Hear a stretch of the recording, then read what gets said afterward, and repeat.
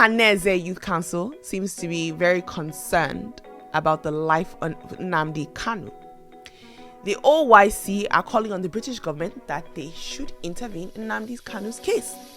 They seem to have gotten wind of the details of Femi Adesina's book, and I spoke about this in one of last week's episodes on the Scoop.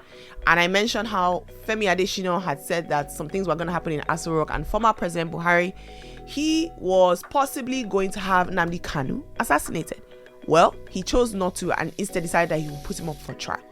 So now the OYC are saying no. They don't trust the federal government on this matter. That they have a strong belief that NNAMDI Kanu, who is still on trial, mind you, might be assassinated. And they're asking the British government to intervene. Why the British government? Well, very interestingly enough, NNAMDI Kanu is actually a British citizen.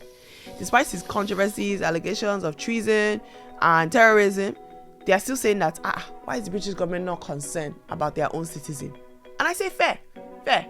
Because technically, right, if someone is a citizen of your country and they are on trial for crimes in another country, they can petition you as the government, as the person who is responsible for their well-being, to intervene. So they are asking, why has the British government not protected NNAMDI Kanu or IPOB? And they are also agitating that the British government should demand for the unconditional release of NNAMDI Kanu. I think the British government has no interest in this because it's very political at the end of the day, right? When you think about it, the British government, they are not going to want to ruffle Nigeria's feathers because of one person. They won't. The British government has a lot of stake in Nigeria. We might not be colonized by them anymore, but they know the stakes and the investment that they have in this country, and we're part of the Commonwealth. They are not going to go against a country that is part of the Commonwealth because there's an individual who is fighting for separation from the Commonwealth. You have to remember that NNAMDI Kanu is not in support of IPOB being part of Nigeria. And the British government, I can tell you for a fact, they are not in support of NNAMDI Kanu's stance. So they are not going to try and advocate for his release. Also, this whole thing where we keep calling for international bodies to interfere in our local affairs. Guys, at some point, we need to be able to have our own autonomy as a nation.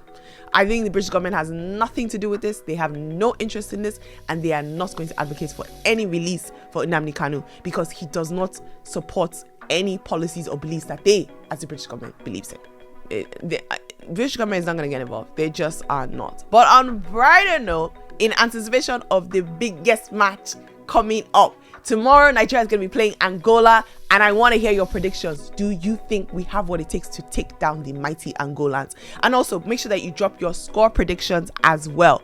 Don't forget that we will be giving you live commentary, play by play, on the Scooper app, and you can follow along to find out what's happening with the match. So do not forget to follow along right here on the Scooper app. I will see you guys tomorrow. Bye bye.